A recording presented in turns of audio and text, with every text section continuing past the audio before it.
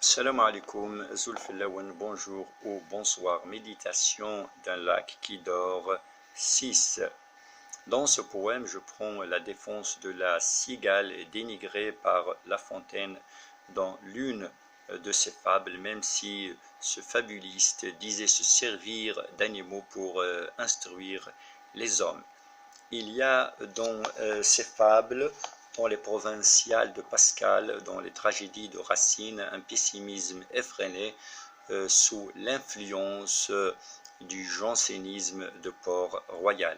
Sa doctrine austère qui ravale l'homme au rang de pécheur, condamné à porter non pas le poids de sa propre faute, mais de celle de son père Adam.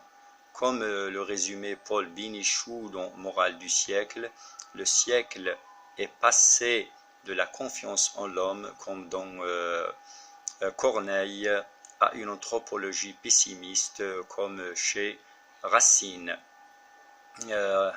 Rappelons aussi donc que l'un des coryphées du romantisme, à savoir Lamartine, n'appréciait pas La Fontaine et le trouvait cynique. Donc passons à la lecture de ce poème et bonne écoute.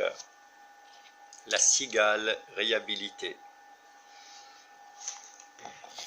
La cigale sous le poids de l'affront médite sur ces siècles où raillée et maudite. Les humains ont donneur de leçons par leurs fables, se lèguent cette morale qui trop l'accable. Dans leur manuel censé éclairer l'esprit, ils nous réservent tout l'éclat de leur mépris.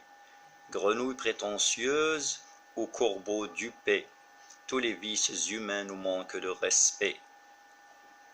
Moi l'humble cigale qui ne suis qu'un insecte, depuis ce La Fontaine nul ne me respecte. De quels attributs me dote ce fabuliste, oisive et mangeuse de grains, longue est la liste. Ma nourriture n'est que la sève des arbres. Si je stridule, ce n'est pas un chant macabre. Soyez Ésope ou tout auteur bien en vogue, nulle cause ne mérite de tels apologues.